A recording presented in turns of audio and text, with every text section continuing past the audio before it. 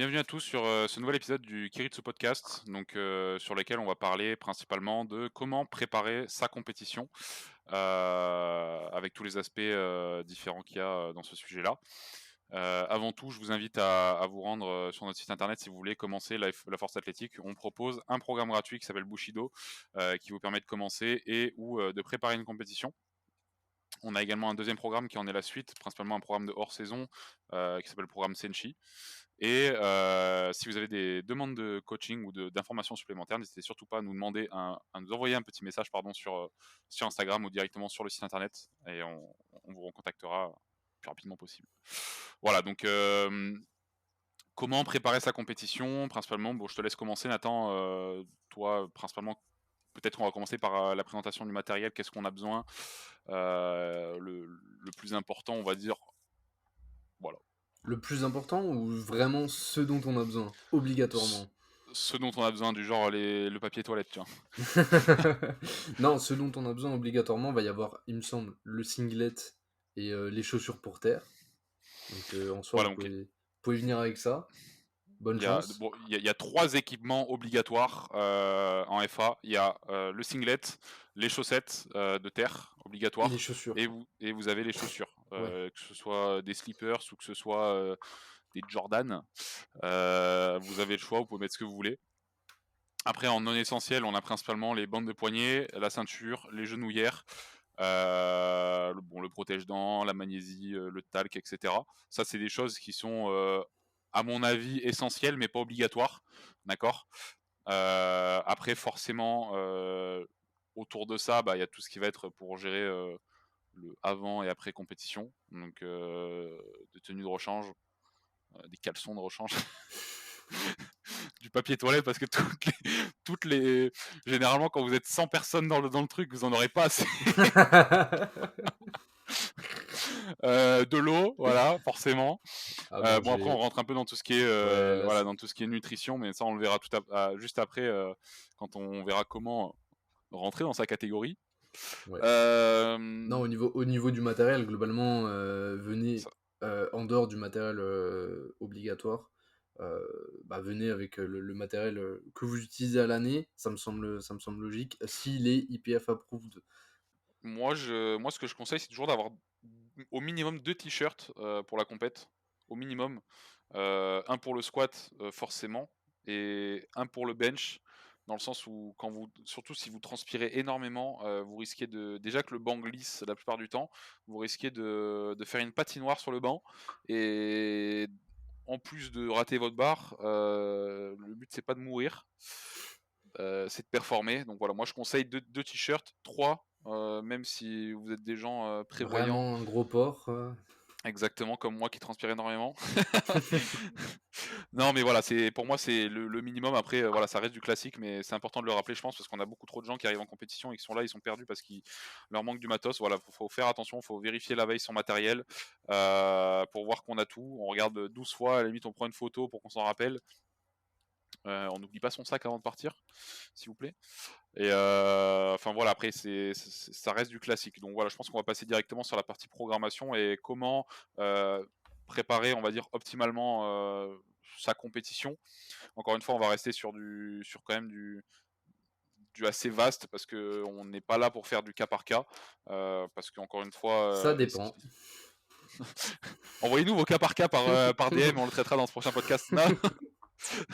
Donc voilà, je sais pas, moi je te laisse commencer. Quelle est pour toi la meilleure façon de préparer une compétition, en tout cas de manière générale, à ton avis? De manière générale, selon moi, ce qui va être vraiment le plus important, ça va être d'une part, d'augmenter quand même progressivement la spécificité sur les semaines qui précèdent. Parce que Les mois, je pense même, hein. les mois, ouais. Après, Ça c'est dépend pas, en c'est fait. pas 12 semaines, je dirais, c'est idéal. Ouais, pour moi, Entre pour moi, 15 et vraiment 12 semaines. le minimum syndical pour préparer une compétition, ça reste 8 semaines.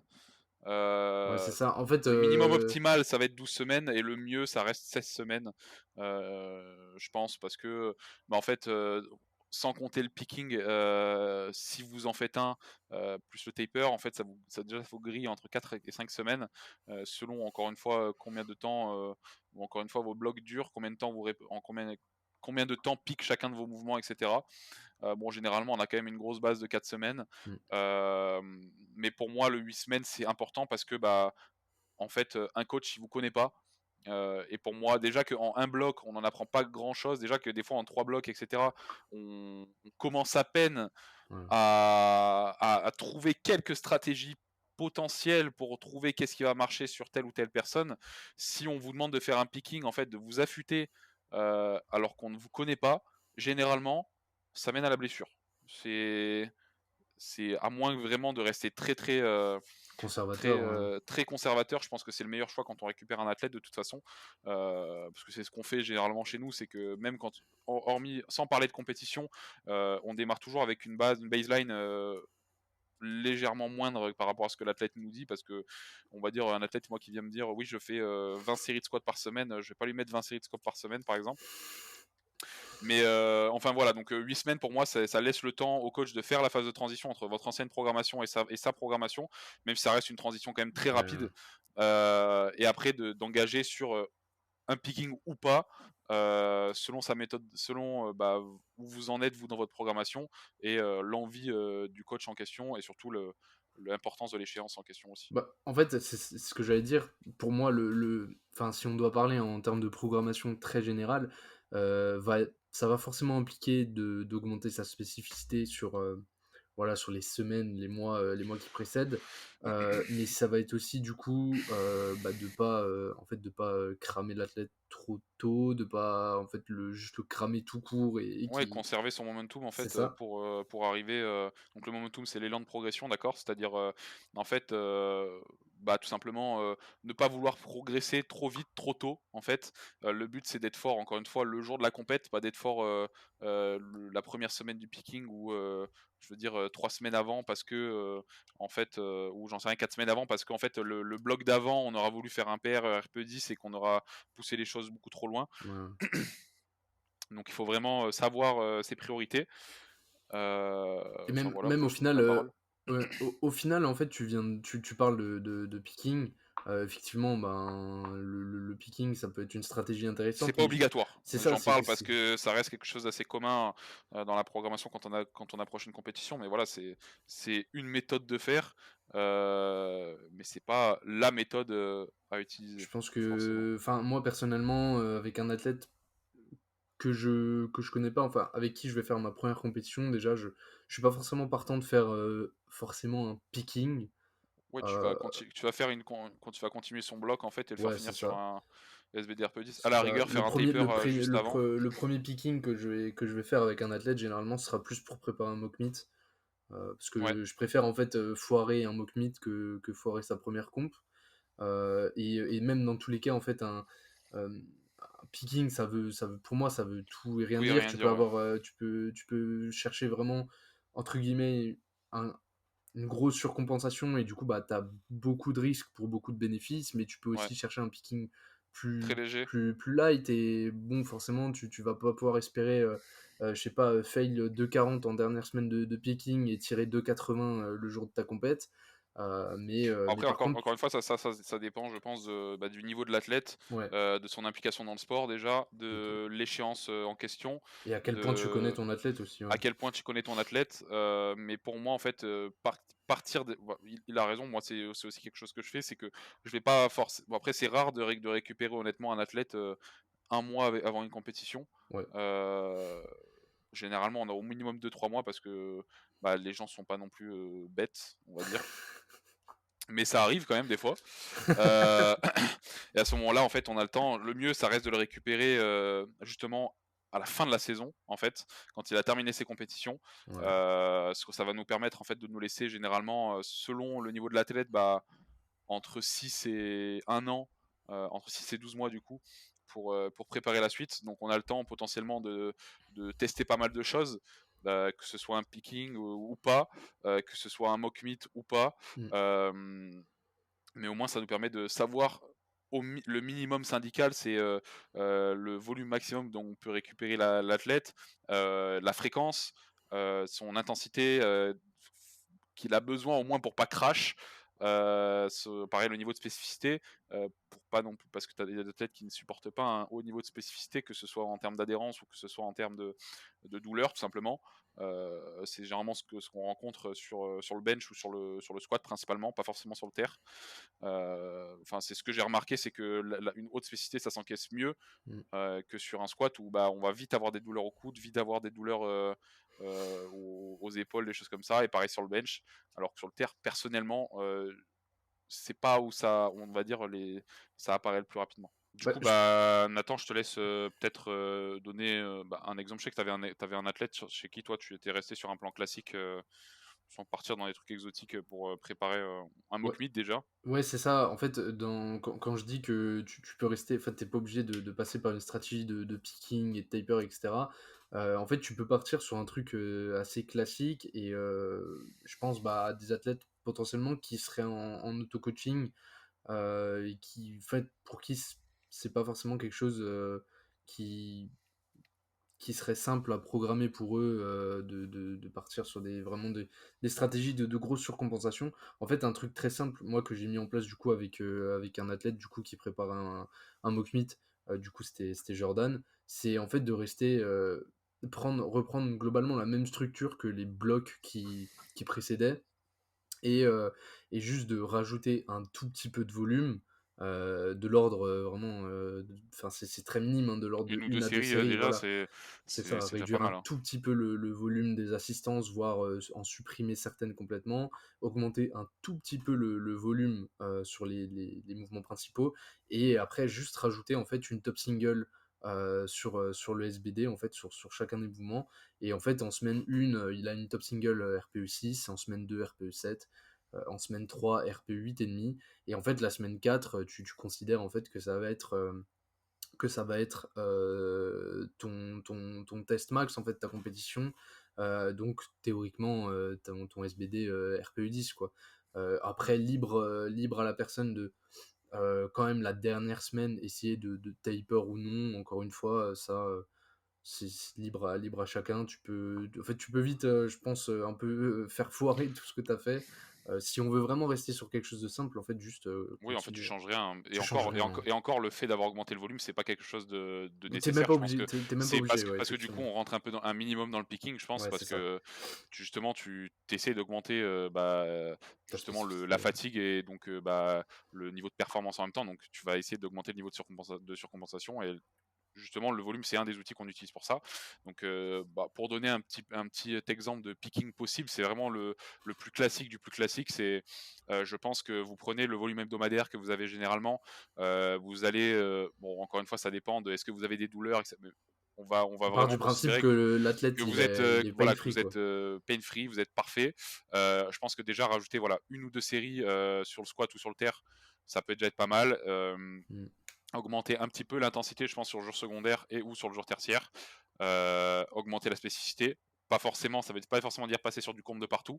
Ça veut dire, je pense que si, imaginons, vous avez 3 squats dans la semaine, vous avez, bon, je prends un comp avec beaucoup de reps, un comp, donc votre comp primaire, et vous avez un SSB squat, bah, peut-être passer le SSB en high bar, diminuer un peu le rep range sur le jour secondaire, et bon, Pousser encore une un tout fois, petit peu. intégrer peut-être une top single ou pas, c'est pas forcément obligatoire non plus, mais ça permet d'avoir un repère et de savoir aussi qu'est-ce qu'on va faire à la compétition derrière. Parce que on- les top 7 sont pas obligatoires, ça on le sait, mais derrière ça peut être un moyen aussi comment dire, de savoir quels, quels essais on va faire en fait, et surtout où est-ce qu'on va démarrer. Parce que on va arriver généralement on arrive sur sa quatrième semaine, ou sa troisième ou quatrième semaine de picking, enfin en tout cas la dernière semaine de picking, et on va généralement avoir le plus ou moins le niveau, que ce soit un niveau légèrement inférieur ou au moins le même niveau que ce qu'on aura à la compétition. En tout cas, c'est le but généralement. Mm. Donc voilà, donc augmentation de spécificité d'un petit cran. peut-être augmenter voilà, 10% la spécificité. Sur un bench, je prends l'exemple de quelqu'un qui aurait 4 bench par semaine, 2 comp et je sais pas, 2 variations, passer à une variation un peu plus spécifique, sans forcément passer sur quelque chose de totalement, de 100% spécifique avec du comp, etc. Passer sur des rep range un peu plus bas. Peut-être on en revient au phénomène de spécificité, parce que la spécificité, c'est pas juste les variations, c'est aussi le rep range, etc. Mmh. Et après voilà, on peut rester sur un modèle classique pour quelqu'un qui veut faire des top sets, donc avoir sur une phase de 4 semaines, taper inclus, donc commencer par exemple sur la première semaine avec un RPE 7, deuxième semaine un RPE 8, un RPE 9 en quatrième semaine, et finir sur un taper après et faire sa compétition. Mais on peut très bien aussi faire 6, 7,5, 8,5, ou ça dépend, encore une fois, ça dépend de comment l'athlète réagit.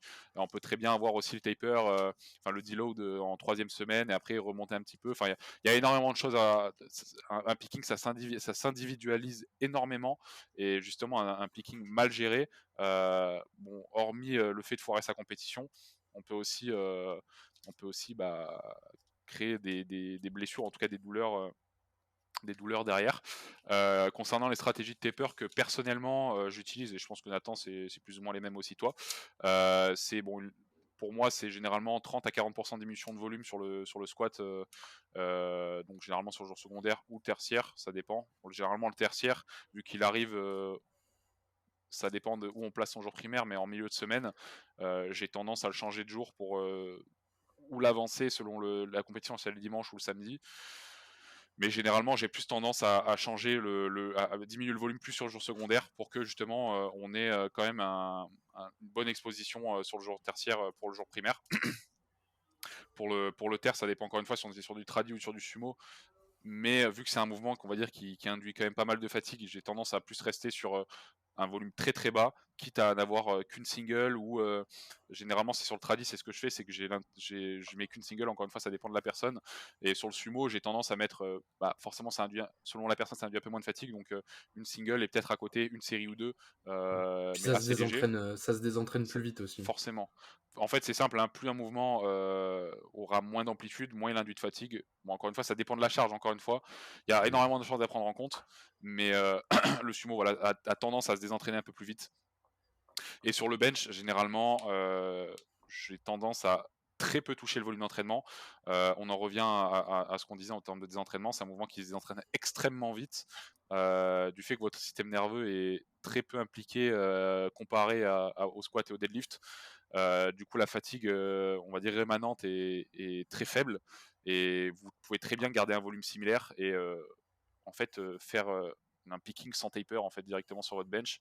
Mais ce que je conseille quand même, c'est de faire un taper intensité sur la dernière semaine enfin sur le taper en fait de bench. Ce que j'ai tendance à faire, c'est peut-être enlever une ou deux séries dans la semaine avant, et de peut-être Mmh. me fier aux charges que l'athlète aura mis sur sa deuxième ou troisième semaine, pour légèrement drop en fait l'intensité. Encore une fois, après il y a énormément de stratégies différentes. C'est Ouais. vraiment ça, c'est quand je ne sais pas, quand je ne connais pas l'athlète, ou que j'ai jamais vraiment piqué avec lui, c'est la stratégie sur laquelle je vais avoir tendance à me diriger. Ouais, Mais encore une fois, ça dépend des données qu'on aura récoltées avec l'athlète. Bon, après, ça dépend, c'est une réponse facile, mais je pense que vous avez déjà une bonne base de comment potentiellement essayer d'amener un picking vers vous, quoi. Ouais, je suis d'accord. Moi, globalement, pour le taper, je vais suivre à peu près les mêmes choses. Généralement, le taper de base que je vais faire, c'est au bench, garder, globalement, le même volume et la même intensité que j'avais retrouvé, en fait, en première ou deuxième semaine de picking, quelque chose d'assez similaire. Au terre, moi, j'aime bien, juste, en fait, avoir juste une exposition dans la semaine, plus ou moins proche selon que ce soit un tradi ou un sumo et le désentraînement, mais peut-être garder une single RPE 6, 7 et encore, et des back-off et pas forcément en plus. Et puis le squat, c'est ouais, une diminution de 30 à 40%.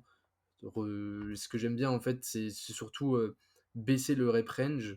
euh, en fait, avoir un rep range du coup qui baisse, et une intensité quand même qui reste intéressante pour pouvoir induire peu de fatigue tout en restant sur des charges Assez lourd. importantes, quoi. Genre Ouais, un x7, un x7 à 80%, il dégage pour un, je sais pas, x4, un x5. fois. Ouais, c'est ça, avec un pourcentage Ouais, un peu plus important, quoi. Voilà ok. globalement les grandes lignes. Mais ça Voilà, dépend. après généralement, honnêtement, voilà, ouais, ça dépend toujours, mais bon après c'est aussi l'importance de prendre un coach derrière parce que même si le picking c'est pas quelque chose forcément d'obligatoire, c'est une stratégie parmi tant d'autres, mais c'est une stratégie qui est vachement répandue, que ce soit en FA ou dans énormément de sports. On peut prendre l'exemple du vélo, de la course à pied, et cetera, où le picking est aussi extrêmement utilisé. Voilà, je pense qu'on a fait plus ou moins le tour, de la Ouais. programmation donc voilà, donc je pense qu'on peut passer sur tout ce qui est aspect, bon mindset, mais je pense qu'on va vite passer dessus.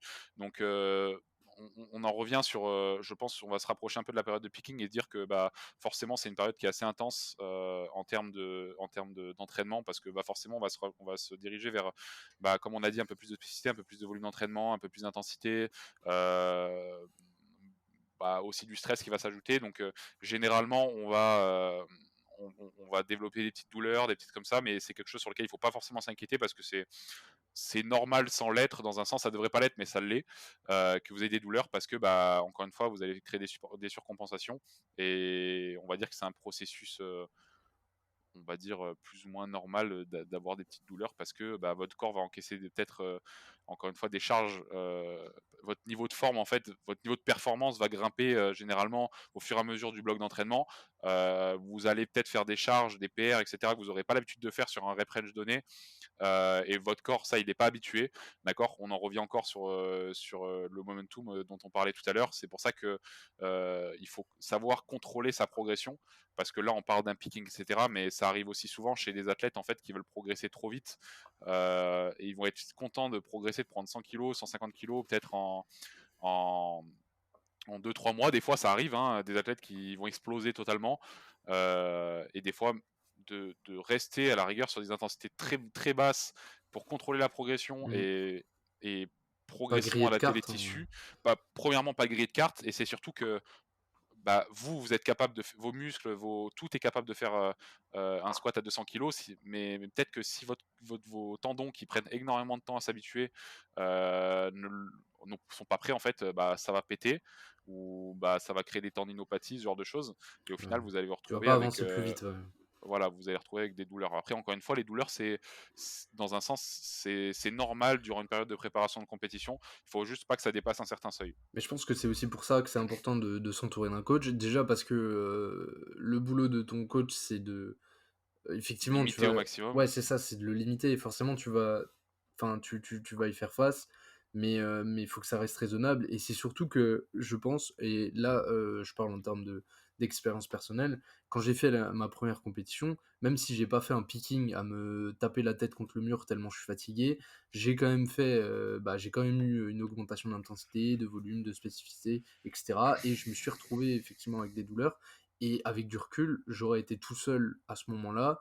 Je me serais retrouvé en fait 3 semaines avant ma comp avec mes douleurs dans le dos à me dire ah bah ouais, non, Bon, là c'est bon, j'ai. j'arrête tout, je suis Ouais, dans le mauvais ouais, je chemin. suis dans le mauvais chemin, tu vois. Et en fait, En d'avoir fait, quelqu'un qui te dit bah non, en fait, juste applique le plan, tu verras le jour J, ça va aller, bah c'est ce qui s'est passé quoi.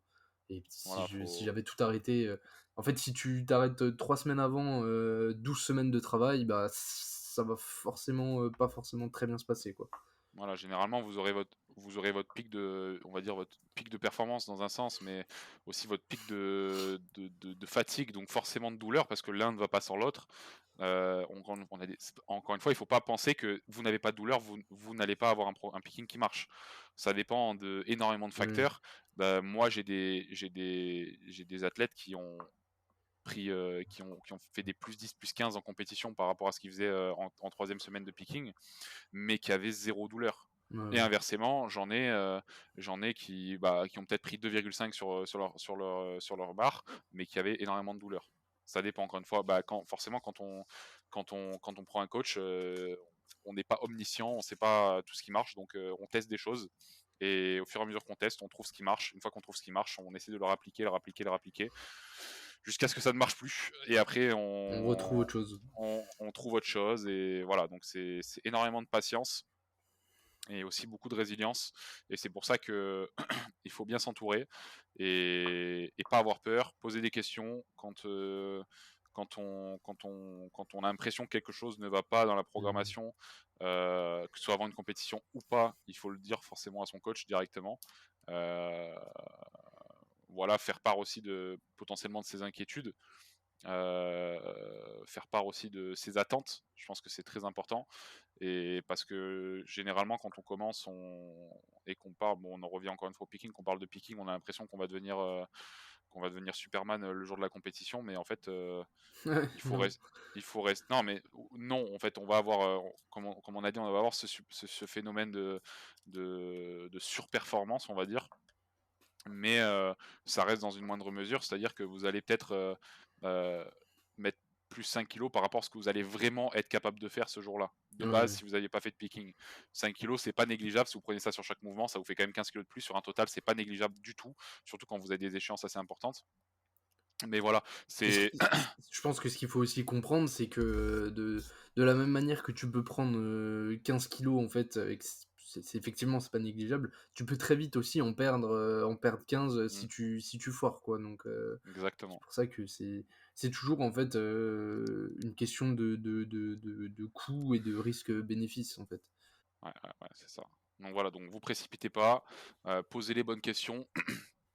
Donc j'en reviens sur, comment dire? Les attentes, qu'on peut avoir, lors d'une compétition, que ce soit votre première ou pas. Je pense que déjà, avant votre dernier bloc, heu, votre dernier bloc avant votre compétition, c'est important avant même d'avoir cette période, on va dire de préparation, de faire un point avec votre coach, de se demander qu'est-ce qu'on attend, qu'est-ce qu'on vise, quels sont les objectifs. S'il n'y a pas d'objectif, que c'est juste de kiffer, savoir qu'est-ce qu'on veut faire, sur quoi on veut mettre l'accent. Est-ce que on a envie de PR au total? Est-ce qu'on a envie de PR sur le squat? Est-ce qu'on a envie de PR sur le deadlift? Euh, Est-ce qu'on a envie, j'en sais rien, de faire une qualification au championnat de France peut-être? Est-ce qu'on a envie de faire une qualification pardon, au championnat d'Europe? Ça dépend encore une fois du niveau de l'athlète, mais il faut savoir ce qu'on veut en fait. Quelqu'un qui voudra faire, qui voudra, comment dire, tout mettre, tout miser sur le squat, hein, c'est-à-dire vraiment s'amuser sur le squat. Le choix des barres, en fait, la manière dont on va gérer la chose sera totalement différente de quelqu'un qui veut juste faire une qualification en fait. Ouais, c'est C'est-à-dire ça. que on va pousser l'athlète sur un RPE 10 à la limite, on va dire de la rupture, c'est-à-dire du RPE, j'en sais rien, de l'échec en fait tout simplement.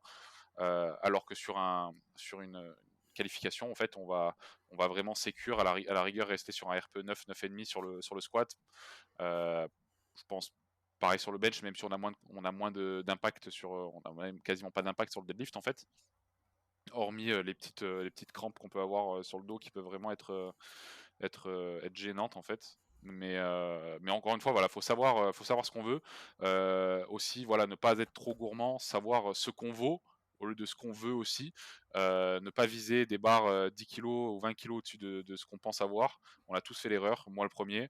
Euh, Mais par rapport à ça, en fait, je pense qu'en termes de mindset aussi, parce que c'est un peu de ça qu'on parle, je pense que c'est important de prendre en compte que la compétition, c'est bien de perdre en compétition, mais PR, c'est pas une obligation. Le ouais, but, c'est voilà, de c'est ça, le but, concrétiser, enfin, encore une fois. c'est ça, c'est de construire un total et après Puis forcément quand, tu plus ou moins débutant, très souvent, en fait, tu vas perdre en compétition, en fait, parce bien que PR surtout.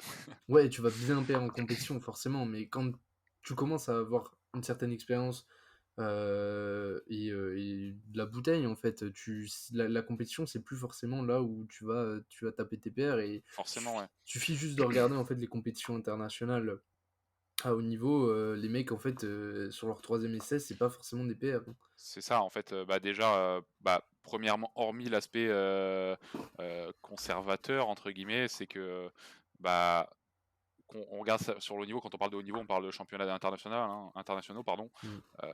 Bon, il y a tout ce qui est aspect voyage, il y a l'aspect changement d'environnement, changement de lieu d'entraînement, enfin de compétition tout simplement, le public, le stress, et tout ça, c'est ce dont on a abordé en fait sur le podcast précédent. Allez l'écouter d'ailleurs. Euh, mais c'est des choses qui peuvent énormément influencer comment dire, le niveau de forme en fait sur votre jour de compétition. Donc c'est à prendre en compte, et ça peut énormément impacter votre performance aussi. Donc après, encore une fois, c'est quelque chose à prendre en compte avec votre coach, euh, pour essayer de maximiser l'environnement et trouver des petites astuces derrière pour être bien malgré tout ça, quoi. Et tu parlais enfin, de savoir ce qu'on vaut avant une échéance, pour prévoir un plan cohérent. Est-ce que tu es partisan d'avoir déjà ton plan Oui, ficelé au début de ton picking, oui. en te laissant la possibilité forcément de Moi, l'adapter, ou tu laisses moi, voir, Moi, je pars du principe qu'en fait, un picking, ça apporte, mais ça apporte pas tant que ça. Enfin, ça veut pas dire qu'il faut pas l'utiliser, c'est quelque chose que j'ai l'habitude d'utiliser parce que ça permet de pratiquer et ça permet encore une fois, le but, c'est d'en faire le plus possible pour trouver ce qui marche. Mais moi, je pars du principe, bon, je reviens à ce que je disais tout à l'heure avant que je m'éparpille, de faire un point avec l'athlète, 1 mois avant, donc un bloc avant en fait, avant de lui donner son bloc, de savoir qu'est-ce qu'il lui vise, le recentrer sur ses idées si nous, on pense que c'est pas la bonne solution. Et que ce soit la bonne solution ou pas, c'est surtout est-ce qu'on pense que c'est quelque chose qui est faisable ou pas, lui dire ce que nous, on avait en tête, lui expliquer pourquoi on avait ça en tête, mmh, lui expliquer comment on voyait les différents essais, lui expliquer s'il ne sait pas comment ça se passe une compétition, d'accord. ouais, Bon, ça encore une fois, on renvoie à notre précédent podcast. Mais c'est toutes les choses qu'on va. Bon, ça, je parle pour les athlètes débutants, mais même pour les athlètes avancés qui ont l'habitude de faire des compétitions, euh, savoir encore une fois ce qu'on vaut, c'est-à-dire notre dernière barre en dernière semaine de picking, enfin, j'en sais rien, à notre dernier bloc en single ou en doublé, euh, j'ai fait 200, je vais pas viser 240 à la comp. Faut être réaliste, faut être réaliste à un moment parce que euh, bah, le but en compétition, encore une fois, ça dépend de l'objectif, mais quand on vise un total, parce que c'est ce que visent la plupart des gens, c'est de faire un 9 sur 9. C'est pas de faire un 3 sur 9 et d'être à la limite de l'élimination. On se dirait dans koh, mais non, non, mais à la limite de ne pas pouvoir faire sa compétition parce que on a voulu jouer avec le feu en fait et commencer avec des barres qui étaient beaucoup plus hautes que ce qu'on en fait on pouvait. C'est pour ça que je sais pas ce que toi t'en penses et je sais que c'est un peu comme ça que tu gères aussi. C'est que on va commencer avec en premier essai une barre qu'on est certain de passer, même si tu es au plus mal de ta vie, que tu as raté totalement ouais, ta ouais, prépa. Moi, je préfère partir sur une barre RPE 6, voire, encore une fois, après, ça dépend de l'échéance et ça dépend du niveau de connaissance qu'on a avec l'athlète. Mais un athlète où c'est sa première compétition et où, enfin, en tout cas, sa première compétition avec moi, je vais le faire commencer assez bas sur son premier essai, quitte à faire des jumps plus élevés et être un peu plus agressif voilà, sur le jump au lieu de faire des jumps de 2,5-5 kg, surtout sur un squat ou sur un deadlift où, à mon sens, c'est pas du tout la bonne stratégie à adopter. ouais. Bah, en fait, je suis d'accord et je vais même peut-être aller plus loin, dans tous les cas, même le squat en règle générale, surtout pour une première compétition avec un athlète, c'est pas un mouvement sur lequel je vais chercher à finir très haut en troisième barre, dans tous les cas. Ouais, et c'est surtout, enfin, on s'en rend pas compte, mais en compétition, tu foires une barre, t'es foutu. Dans le sens, enfin, quand je parle, ça veut pas dire que ta compétition elle est nulle, c'est juste que En termes de compétitivité, l'impact, hein. voilà, c'est ça, mais c'est surtout l'impact mental, c'est surtout l'impact mental que ça aura sur la suite pour quelqu'un qui a encore, bon, on en revient, mais quelqu'un qui a de la bouteille et qui a beaucoup d'expérience en compétition, il va savoir faire face. Ouais. Mais quand on arrive, qu'on a foiré son troisième squat, que ce soit impair ou pas, ça peut arriver. Il y a plein de choses qui peuvent rentrer en compte. Il faut savoir se remettre dans le jus dedans directement, se préparer pour son bench, pas pleurer sur son sort parce que ça va rien changer. Mmh. en fait. Donc voilà, je pense que ça résume. Après, on en revient, hein, c'est sur le squat, on va pas pousser certes, mais hormis l'aspect mental, ça c'est quand on vise un total. Moi, j'ai déjà des athlètes qui m'ont dit, «J'ai envie de me bousiller sur le squat et de sortir un Oui, gros pair oui, parce que je sais que c'est là où je vais pouvoir m'amuser le plus». ouais, ouais. Bah, à ce moment-là, je vais lui dire: «Bah, OK, on envoie tout sur le squat, mais il faut qu'il soit au courant que sur le terre, bah, il va peut-être perdre 5-10 kilos, quoi». C'est tout.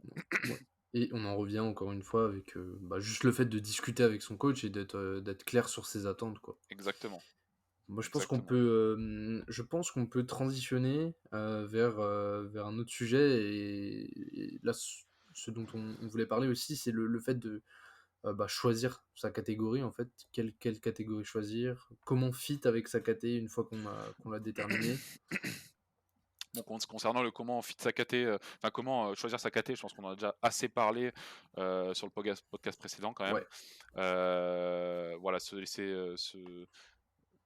en fait, ne pas se restreindre, en fait, tout simplement, à moins que vous ayez vraiment des, comment dire? Des chances, que ce soit à l'international et ou, d'un podium, tout simplement. Comment on fit sa caté? Après il y a pas mal de il y a pas mal de stratégies possibles. Hem, on a le choix de ne rien changer, tout simplement.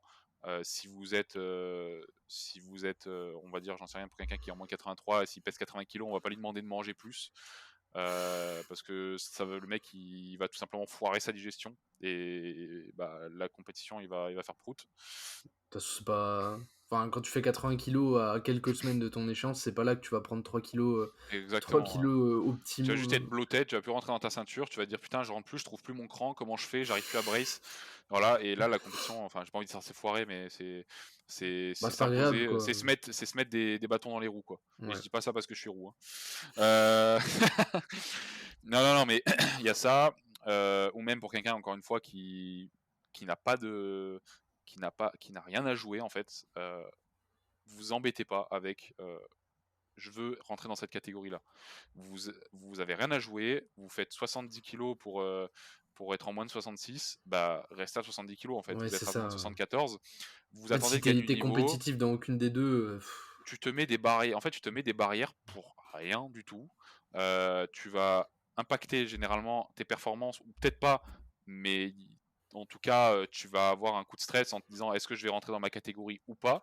Pour rien, parce qu'en fait, bah, tu rien en fait, y a tu tu vas même pas avoir les minima ou quoi que ce soit, ce qui n'est pas quelque chose de mauvais, attention, hein. C'est juste que, bah, c'est perdre de l'énergie et du ouais, temps c'est ça. pour pas grand chose en fait. Bon après, bon, je te laisse un peu nous parler des différentes, parce que je parle beaucoup des différentes stratégies Bah pour en adapter fait, le poids peut-être? pour les différentes stratégies que tu peux mettre en place, je trouve que c'est un peu comme la programmation. Tu des stratégies, en fait, plus ou moins risquées, mais qui peuvent t'apporter plus ou moins de on va dire de bénéfices, enfin ouais, de bénéfices, ouais. On va dire que, le truc le moins risqué pour arriver au poids le jour de sa compétition mais par contre le truc entre guillemets le peut-être le moins optimal, ce serait en fait, de faire un déficit calorique, sur le dernier bloc, j'aurais tendance à te dire. Ouais. Moi, c'est Heu, plutôt une stratégie que j'aurais à utiliser sur un athlète qui veut descendre de catégorie, mais en «hors saison» entre guillemets, donc à faire un déficit calorique, mais très léger et sur long terme. Heu, J'en sais rien, un athlète qui veut passer de moins de 105, où il est très gras, mais il est compétitif, à moins de mmh, 93. Bah, à ce moment-là, je vais attendre la fin de la saison peut-être, mmh. et à moins qu'il ait vraiment quelque chose à jouer, Moi, je je vais pense attendre que la fin de la s le déficit calorique, ça va aussi dépendre, de la composition corporelle de l'athlète. Parce ouais, que c'est ça. forcément, un déficit calorique sur un mec qui a 20-25 de body fat, franchement, il y a très peu de moi, j'estime qu'il Ça y a va pas très peu de chances l'impacter, mais en de fait, que ça l'impacte. En par termes contre, de performance, mais peut-être en termes de par contre de repères et cetera, oui. ouais, Mais par contre, un athlète qui est déjà plus ou moins sec, c'est sûr que, bah, partir sur un déficit calorique, il y a plus de risques que ça le enfin qu'il le sente quoi, pas forcément qu'il le paye, mais en tout cas que ça le limite un peu. Après, en termes de stratégie, tu vas avoir, le gut management, ouais, c'est-à-dire en voilà. fait, avoir le moins de poids possible dans l'estomac, et enfin tout simplement tout ce qui est, viscères, j'ai envie de dire. Heu et en fait, arriver, En gros, vide tu manges comme un entièrement. gros lard, tu te fais plaisir. Voilà, exactement. Pour arriver vide totalement, en fait, c'est l comment dire? En fait, c'est, optimiser le ratio, tout Volume simplement, alimentaire, calories. volume alimentaire, calories, tout Ouais. simplement. Le plus Donc petit avoir, volume alimentaire pour, v les volume calories volume journalières dont tu as minimum, besoin. voilà, donc maximiser tout ce qui est lipides, Ouais. Oui, là, tu tout oublies ce ta répartition en s macros, tout ce qui se digère bien, les protéines on s'en bat «les couilles» entre guillemets, enfin vraiment faire, en fait, essayer de se vider totalement, voilà. Et après, bon, la dernière stratégie, ça reste, le water cut. Donc c'est quelque chose qui est bon, le gut management et cetera, c'est quelque chose qui est utilisé aussi dans pas mal de sports, principalement les sports de combat. Donc il va tout simplement être le fait de se vider, quasiment entièrement, d'eau, au niveau corporel. Bon, pour ça, il y a différentes stratégies, mais ça va être tout simplement une phase de load. En fait, vous allez boire, ouais, plus ou moins 2 fois et demi, on va dire, votre quantité d'eau habituelle.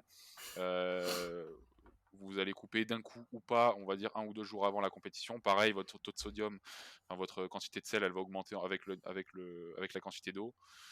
Bon, après ça se gère différemment aussi, mais en gros, c'est quelque chose sur lequel on peut perdre entre 2 et je pense 4 kilos, 5 kilos grand maximum. Si après à côté aussi on gère aussi avec des saunas, Ouais, ouais. des choses comme ça. Mais encore ça, je pense que c'est le pire à faire, le water cut. Je pense que c'est surcoté de ouf, hein. Je pense que c'est surcoté. Après, on en revient toujours à la même chose en fait, à au niveau et à l'échéance, en question en fait. Ouais, l'expérience de l'athlète Hem, aussi, hein. L'expérience de l'athlète, La est-ce qu'on a connaissance déjà du fait des coach, water cuts? ouais, ouais. Si je pense que je pense que si, si vous avez une compétition, vous devez faire un water cut, il faut que en hors saison, vous essayiez un water cut avec votre athlète. C'est pour moi, c'est, le mieux à faire. Vous avez rien à jouer, vous testez un water cut, vous testez comment votre athlète y répond pour voir combien de kilos il perd et vous pouvez l'appliquer derrière pour voir s'il perd beaucoup ou pas d'énergie. Donc le faire sur un mock meet par exemple. Ça peut être une bonne chose à faire. Après honnêtement, c'est absolument pas une stratégie que je conseille Mmh. parce que, heu, généralement, on voit une petite baisse de performance quand même. Je pense que sur le total, il y a une petite baisse de au minimum 5-10 kilos sur le total. Si ça dépend encore une fois des athlètes, ça dépend surtout du taux de masse grasse. Encore une fois, on en revient à la composition corporelle. Généralement, l'athlète qui sera assez gras, bon, généralement, c'est pas par ça qu'on passera, Après, mais dans tous les cas, enfin, ouais, c'est ça, c'est que tu risques potentiellement d'avoir une petite perte de performance, une petite baisse de performance. L'argument en faveur, c'est que, bah, étant donné que tu t'entraînes plus lourd à l'année, bah, tu es plus performant à l'année et donc, même si tu as une petite perte, en fait, le jour de la compétition, tu te retrouves quand même à un niveau supérieur auquel, tu aurais pu prétendre si tu t'étais entraîné au poids toute l'année. Mais, ouais, c'est ça. ouais, pour moi, C'est c'est chipoté, quoi. ouais, voilà, c'est ça, c'est un peu surcoté. C'est à utiliser, vraiment, mais de manière contextuelle, en fait. Ouais, c'est ça. Vraiment. Donc voilà, après on va pas vous donner Je des j'aurais tendance à dire que la water cut, c'est vraiment comme un picking, en fait, ultra poussé. ouais, je Heu, pense un picking, hardcore alors, hein, mais ouais, c'est en fait, parce que si bon ça après passe, c'est bien, on mais, bon. encore une fois, on peut gérer, on va dire, l'intensité du water cut en fonction du poids qu'on a à atteindre, en fonction de la quat du type de la quantité, d'eau qu'on va ingérer en plus et cetera et de quantité de sel et cetera. Mais voilà, je pense que ça convient à 5 des compétiteurs Ouais, ouais, qui il y a d'autres façons de faire tout simplement. c'est ça. Bon, je pense on va pas vous donner de protocole, exact pour ça parce que encore une fois, ça dépend Ouais, pour le des coup, là, gens, ça dépend vraiment de tout le monde et en plus, justement, de votre digestion, de c'est ce qui rend les choses compliquées, enfin compliquées, non, mais, c'est la raison pour laquelle ça dépend, c'est que ça dépend de chaque individu, de sa manière de s'alimenter, et c'est pour ça que ça nécessite de très bien connaître son athlète et ça nécessite surtout, en fait, à l'athlète de se connaître lui-même parce que pour lui donner un protocole, en fait, il faut déjà qu'en amont, il soit capable de nous en fait, qu'il ait certaines données en tête, Faut qu'il sache sa quantité de sodium journalière, faut qu'il Ouais, sache sa quantité d'eau journalière qu'il ingurgite, faut qu'il sache au minimum son nombre de calories, ouais, s'il est en déficit, s'il est en surplus, faut qu'il sache plus ou moins son volume alimentaire, enfin qu'il faut qu'il sache tout ça. ouais Faut et qu'il sache aussi plus ou moins, enfin on rentre dans les détails, mais son volume urinaire matinal, ouais. enfin, Et enfin après si déjà, il est capable de te dire combien de calories il mange sur la sur la journée, c'est déjà beau. c'est déjà beau, tu vois? Donc c'est pour ça que je trouve que, c'est vite compliqué, en fait et Ouais. voilà. Enfin, après, on va pas tergiverser sur ça. Si jamais vous voulez des sources supplémentaires, vous avez très bien YouTube. Il y a des, je pense il y a des très bonnes sources que vous pouvez trouver là-bas. Vous avez Internet aussi. Vous pouvez retrouver des protocoles. Principalement, je suis dans les sports de combat. Mmh. Après, honnêtement, quand vous trouvez un protocole, Essayez-le avant, essayez pas le essayez-le. jour Ne le J. prenez pas pour une compétition. Et c'est surtout, je pense, euh, n'allez pas directement sur les quantités proposées et allez peut-être un peu en dessous Ouais. et tester avec on en revient à la même chose que pour l'entraînement, tester une baseline un peu plus basse et progressivement augmenter Mmh. pour trouver la vôtre et voir comment ça réagit sur vous tout simplement. Je Voilà. pense que c'est le mieux. Du coup, je pense qu'on est bon pour ça. Bah, on peut Je pense terminer qu'on peut du passer coup, voilà, sur comment en fait récupérer après une compétition. Heu, bon, il y en a beaucoup qui se disent, on en a beaucoup, chez nous, on leur demande en fait qu'est-ce qu'ils veulent faire après la compétition. Personnellement, ce que je conseille, c'est une semaine tranquille, à ne pas s'entraîner ou à repartir sur ouais, leur sur un laisser truc light, totalement le ouais. choix de ce qu'ils veulent faire. Parce que au-delà de la fatigue induite, si vous poussez vraiment une prépa assez loin, niveau mindset, ça prend énormément cher. Ouais, c'est ça, hein. Ouais. Et bon, moi d'expérience personnelle, je suis un peu un fragile post-compétition. Heu, c'est-à-dire que vraiment j'ai une base de mindset très, très violente et faut que j'ai bon, pas un changement drastique, mais il faut Ouais, vraiment faut que que tu vois autre chose, en ma fait, ouais. période de prépa diffère énormément de ma période post-compétition, sinon en fait je crache totalement et ça devient de pire en pire, les douleurs augmentent, enfin donc il faut vraiment que j'ai un gros différent entre les deux. Donc je pense que c'est le mieux à faire. Et moi, ce que je conseille personnellement, c'est voilà, c'est de laisser vraiment dire à l'athlète prends une semaine de repos et après on réenchaîne. Ça lui permet de changer totalement d'air et de le faire revenir plus fort. Parce que généralement, quand on enchaîne directement avec l'entraînement, Tu bien gaze. alors on a fait voilà, t'es bien gaze déjà. Tu bien Et gaze. bon, on en revient sur le mindset, hein, mais quand on arrive on a- quand on arrive une semaine après ou même 2 jours après et qu'on recommence à s'entraîner et qu'on voit qu'en fait les charges qu'avant on faisait même en 5 reps, hein, elles sont 20 kilos, j'exagère, mais 10-15 kilos en dessous de ce qu'on faisait avant. Ou même sur les singles et on a l'habitude de faire des singles, j'en sais rien, à 180 au squat et qu'on se retrouve à faire une single RPE 9 à 160 kilos. Bon, généralement c'est qu'il y a un souci, mais euh, Bah, en fait, c'est dans tous les cas, enfin même, ouais, c'est toujours intéressant de prendre une semaine, pas forcément off. Off, ça veut pas forcément dire, de ne pas s'entraîner. Si tu as envie de t'entraîner, va t'entraîner, mais fais ce que tu veux, quoi. ouais, c'est ça. Dans tous les cas, hein, je pense que, bah, quand t'as pas fait de compétition, tu t'en rends pas forcément compte, mais quand tu en fais une, tu comprends ce que c'est qu'être fatigué. Parce que en fait, moi perso, j'ai fait ma comp, j'ai voulu, parce que en fait, si la comp se passe bien, généralement, t'as envie de vite reprendre. Je suis allé m'entraîner le lendemain, en fait, j'avais squat 190 la Un grand veille. malade. Je suis allé m'entraîner le lendemain, j'ai squat 190 la veille, j'ai été incapable de squat 140 le lendemain, en fait. Donc, Ah oui, oui, oui. Mais généralement, on passe énorme. Bon, c'est pas pour rien, en fait. c'est encore plus flagrant quand on fait un picking. C'est que votre niveau de performance, certes, augmente énormément, mais en fait, c'est vraiment de manière. Ouais, Un picking, c'est fait pour être fort le jour J. ouais, en Donc force. après, vous avez cette grosse redescente en fait de performance et surtout cette grosse augmentation de fatigue Mmh. que vous auriez pas forcément eu en fait avec une prépa sans picking par exemple Bah, et sans taper. C'est pour ça que des fois, en fait, selon le nombre d'échéances que vous avez et selon comment votre coach voit la chose, ne pas faire de picking et privilégier un picking sur la compétition la plus importante, ça peut être une solution aussi. bah, pour moi personnellement, du coup, ce que je vais mettre en place généralement, pour récupérer en fait, post-compétition, c'est effectivement, du coup, généralement tu es très fatigué, tu te sens pas forcément, très fort. Désentraîné aussi, Tu peux mettre quand même quelques semaines, voire mois en fait Ouais. à retrouver tes repères. Je pense que le même au-delà en fait de la semaine off, c'est, repartir sur des trucs vraiment, très simples, vraiment déspécifier, baisser l'intensité.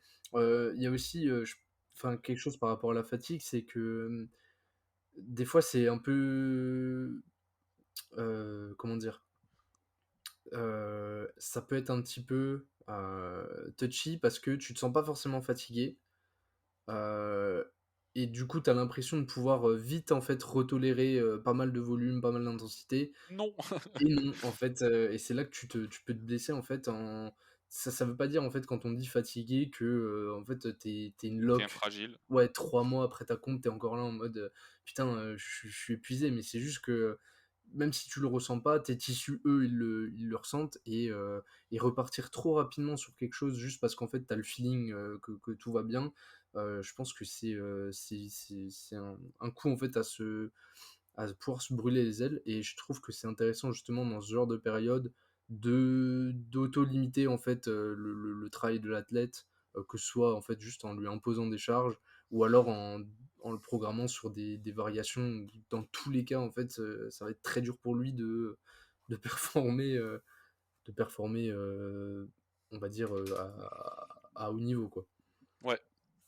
Ouais, donc partir, je pense que bon après ça dépend, on en revient à ça dépend, hein, mais si non mais je vais dire ça dépend, mais comment dire? Préciser la chose, c'est que si vous avez, si ce n'était qu'une qualification, et que vous avez fait un vous êtes fatigué et cetera, il faut peut-être pas repartir sur quelque chose de totalement différent et justement parce que, bah, si vous vous reposez trop, en fait, vous allez, devenir encore plus nul, donc non mais c'est la vérité en fait et peut-être partir justement sur un pivot ou quelque chose comme ça pour garder quand même un gros niveau d'exertion et quand même une assez grosse intensité, mais limiter les charges, de par, bah, les variations qui seront auto-limitantes.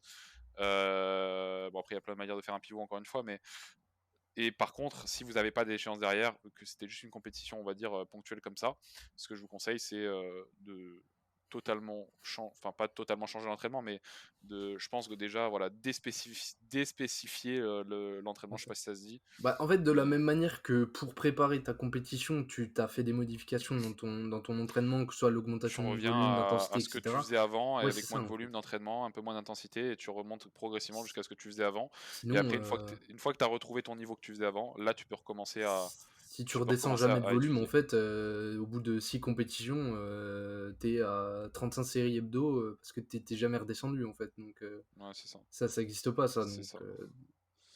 Malheureusement. Sinon, on ferait de 4 heures. ouais. Voilà. Si vous faites plus de 2h30, 3 heures de séance, c'est que vous êtes des Allez, locs. allez, allez. Non, non, non, voilà. Donc, je pense qu'on a déjà vu pas mal de choses dans ce podcast. Du coup, je sais pas si on a répondu à vos questions. En tout cas, on a vu quand même pas mal de sujets. Si vous avez d'autres questions et que vous voudriez un peu plus de précision, n'hésitez pas à nous envoyer un petit message sur Instagram ou directement sur notre site internet.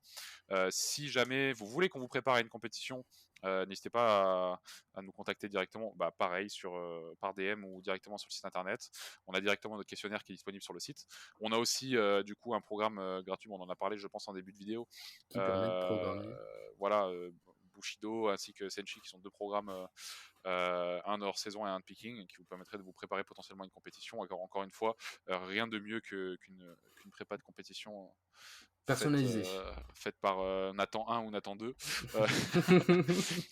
Voilà, donc je pense on a fait le tour, hein. Ouais. Bisous tout le monde.